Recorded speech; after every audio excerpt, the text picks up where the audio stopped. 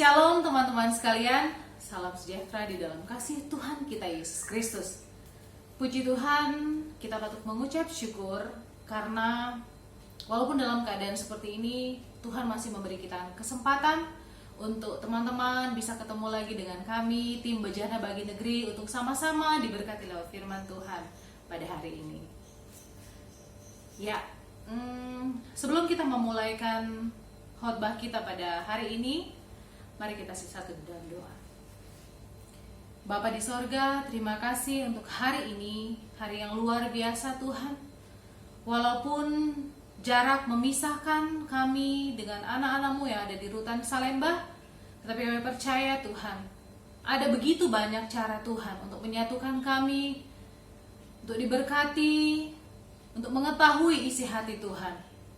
Terima kasih Bapa, kami percaya perlindungan-Mu sempurna atas kami, penyertaan-Mu sempurna atas kami, dimanapun kami berada. Saat ini Bapa, kami mau merenungkan akan firman Tuhan. Kami angkat setiap tangan kami, Roh Kudus Guru Besar kami, biarlah Engkau mengajarkan kami sehingga kami boleh memahami akan isi hati Tuhan. Terima kasih Bapa. Sebelum itu, kami mau datang tunduk sujud di hadapan hadirat-Mu. Tuhan Yesus, ampuni setiap dosa dan kesalahan kami, agar supaya kami layak untuk diam di dalam hadirat-Mu, untuk menikmati hadirat-Mu. Berbicaralah Bapa, karena kami sudah siap untuk mendengarkannya. Di dalam nama Tuhan Yesus. Haleluya. Amin. Oke teman-teman sekalian, saat ini kita mau belajar di dalam Yesaya 40 ayat 31. Ya. Dalam kitab Yesaya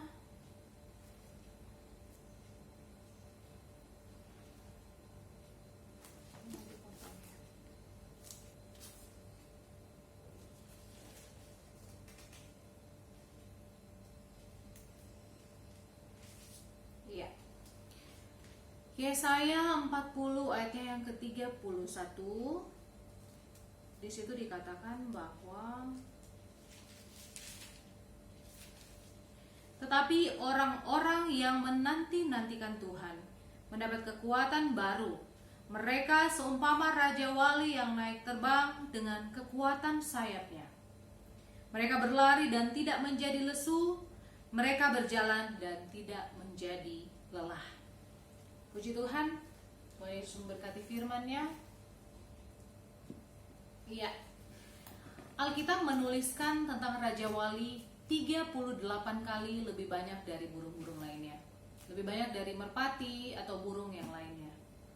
Kenapa Tuhan mau menyamakan kita dengan seekor Raja Wali? Kenapa Tuhan sering menyamakan kita sebagai seekor Raja Wali? Mari kita sama-sama mencari tahu apa alasan Tuhan menyamakan kita dengan Raja Wali. Nah, seekor Raja Wali memiliki tinggi badan sekitar 90 cm dan memiliki lebar sayap sekitar 2 meter. Itu berarti 2 kali tinggi badannya. Matanya mampu melihat sejauh 6 km atau 8 kali lebih tajam daripada penglihatan manusia. Wow! Dia mempunyai 2 selaput di matanya, yang satu untuk dapat melihat matahari, untuk dapat memandang sinar matahari, dan satu lagi untuk dapat berburu. Raja Wali dapat terbang di ketinggian 2000 meter di atas permukaan laut. Dan dia mempunyai sarang-sarang yang tinggi di puncak-puncak gunung supaya dia terhindar dari pemburu, dari orang-orang atau dari apapun yang dapat mengganggu sarangnya di mana anak-anaknya berada. Bahkan dikatakan orang dapat masuk ke dalam sarangnya itu saking besarnya sarangnya. Itulah kenapa sarang Raja Wali memiliki berat sekitar 700 kg. Nah teman-teman sekalian yang dikasihi Tuhan, Tuhan tentu punya alasan yang tepat ketika Dia menyamakan kita dengan seekor Raja Wali. Yuk kita sama-sama belajar apa maksudnya Tuhan. Ya, yang pertama yang perlu kita pelajari dari Raja Wali adalah cara Raja Wali melatih anaknya untuk terbang. Kita tentunya sudah tahu bersama ketika Raja Wali mengajari anaknya terbang. Dia terbang ke sarang anaknya, tiba-tiba merenggut anaknya keluar dari sarang. Dia bawa terbang tinggi dan dia jatuhkan dari atas.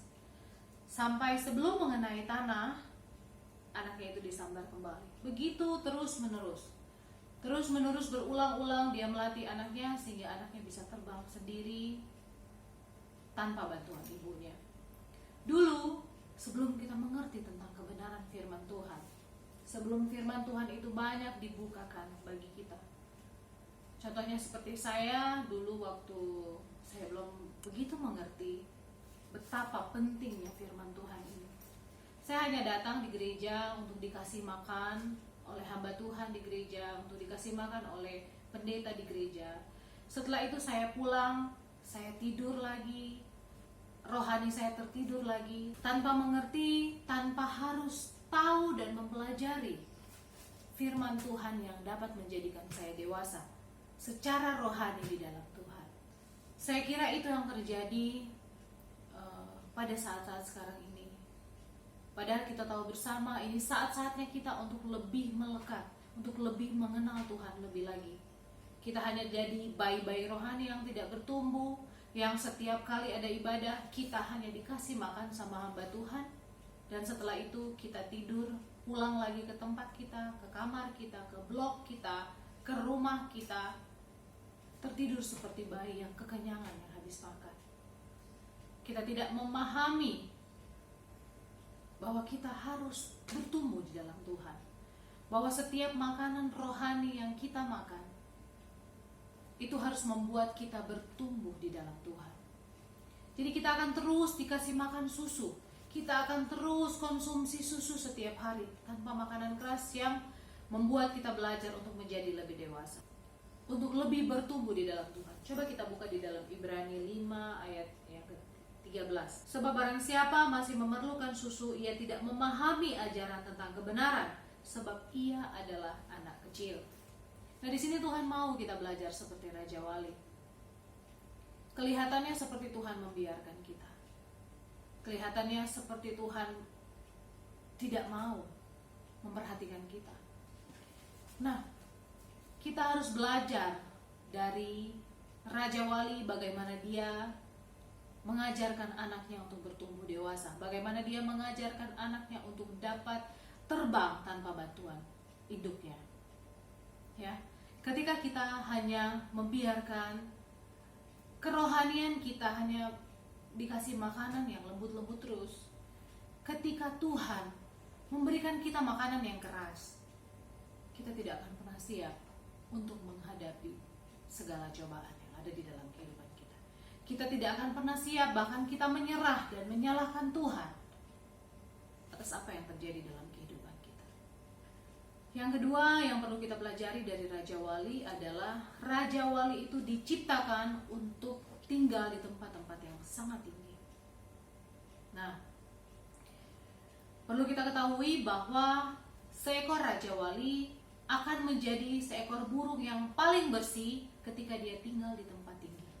Paling bersih di antara semua jenis burung lainnya. Dan ketika sebaliknya dia tinggal di tempat yang rendah atau di kandang atau dipelihara orang, Raja Wali akan jadi burung yang paling kotor di antara semua jenis burung lainnya. Ya, dari Raja Wali kita bisa belajar. Tuhan mau kita terbang tinggi bersama Tuhan. Kita tinggal di tempat yang tinggi bersama Tuhan, sehingga kita bisa bersih dari segala kotoran-kotoran duniawi. Dan sebaliknya, ketika kita tidak ada di dalam kuasa Tuhan, ya, kita lebih memilih tinggal di bawah,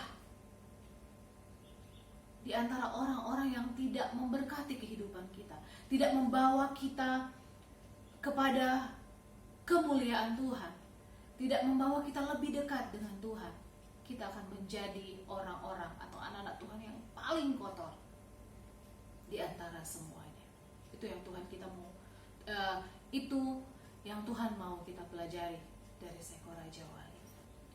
Nah, yang ketiga, Raja Wali tidak selalu terbang tetapi melayang. Kita tahu bersama Raja Wali memiliki sayap yang lebih panjang dari berat tubuhnya.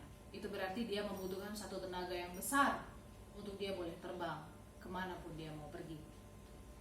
Saya beberapa kali menonton tentang Raja Wali. Ternyata Raja Wali itu adalah satu burung yang spesial. Raja Wali memiliki cara yang unik untuk bepergian. Dia selalu berdiam di atas tebing, membaca arah angin, dan ketika ada satu aliran angin yang besar, tiupan angin yang besar, dalam hari ini kalau saya lihat di internet itu dinamakan wind thermals. Wind thermals itu adalah satu arus angin yang besar yang seperti badai. Nah, disitulah Raja Wali menggunakan kesempatan itu untuk dapat terbang, melayang di tengah-tengah angin itu. Karena ketika dia memaksakan dirinya untuk terbang tanpa bantuan apapun, maka dia akan cepat mati. Nah, begitu halnya dengan kita. Ketika di tengah badai, kita selalu memaksakan diri kita untuk berjalan sendiri. Sedangkan yang Tuhan mau, kita berjalan bersama-sama di Roh Kudus. Kita terbang melayang bersama-sama Roh Kudus untuk dapat melewati setiap badai dalam kehidupan kita. Kita tahu bersama saat ini kita sedang melewati satu badai. Ketika keadaan belum terjadi seperti ini, belum ada virus COVID-19, saya rasa teman-teman juga jarang untuk ketemu dengan keluarga. Apalagi dengan keadaan seperti sekarang ini, social distancing, bahkan kunjungan pun tidak boleh. Saya merasakan betapa teman-teman yang ada di tempat ini sangat-sangat merindukan keluarga. Begitu juga dengan kami tidak bisa bertemu dengan keluarga kami, tidak seleluasa sebelum semua ini terjadi. Semuanya dibatasi. Kami pun merasakan beban yang sangat berat ketika kejadian ini terjadi. Ketika pandemi corona ini terjadi. Kami tidak bisa beraktivitas seperti biasa, kami tidak bisa melayani seperti biasa, tapi puji Tuhan, saya mengucap syukur karena Tuhan baik. Karena ketika segala sesuatu terjadi, mari saya mau mengajak teman-teman sekalian, dan untuk saya pribadi dan keluarga, kita mau mengandalkan Tuhan, kita mau mengandalkan Roh Kudus, sehingga dalam kehidupan seperti apapun, dalam badai seperti apapun yang sedang kita hadapi, kita dapat terbang tinggi bersama dengan Roh Kudus, dan kita dapat sampai di tempat tujuan kita, yaitu Yerusalem yang baru. Amin. Nah, yang keempat, Raja Wali memiliki waktu khusus untuk pembaharuan. Ketika Raja Wali berumur 60 tahun, dia menjadi tua dan lemah. Paruhnya menjadi bengkok sehingga melengkung ke dada. Kuku-kukunya menjadi tumpul sehingga dia tidak bisa berburu lagi, dan bulu-bulunya menjadi tebal sehingga dia lebih susah untuk terbang. Nah, disinilah ia membutuhkan waktu untuk menyendiri. Sebenarnya ini satu pilihan untuk dia. Dia boleh memilih untuk tidak melakukannya. Dia boleh memilih untuk terbang ke tebing yang tinggi dan mati sambil menatap matahari, atau dia memilih cara yang paling menderita di dalam hidupnya. Nah, ketika dia memilih untuk menjalani masa yang paling menyakitkan di dalam kehidupannya, dia akan terbang ke tebing-tebing yang tinggi, di mana ada dinding-dinding batu di situ. Dia akan menabrakkan paruhnya yang sudah bengkok. Kencang-kencang dia akan menabrak tebing itu sehingga paruh yang bengkok itu bisa lepas. Dan itu adalah saat-saat yang paling menyakitkan buat Raja Wali. Ketika paruhnya lepas, maka akan tumbuh paruh yang baru yang kuat. Di sini Raja Wali menjalani transformasi fisik yang sangat menyakitkan buat dia. Ketika paruh yang tua sudah copot dari wajahnya, akan tumbuh paruh yang baru yang kuat. sehingga dia bisa mencopot kuku-kukunya yang tumpul, sehingga boleh tumbuh kuku-kuku yang baru yang kuat untuk dia berburu. Setelah itu dia mulai mencopot bulu-bulunya yang lebat, sehingga dia dapat terbang lagi. Ketika dia melewati transformasi fisik yang menyakitkan ini, dia dapat hidup 60 tahun lagi. Jadi total umur Raja Wali ketika dia mau memilih proses yang menyakitkan ini adalah 120 tahun. Itulah masa ukuran umur untuk seekor Raja Wali. Begitu juga dengan kita.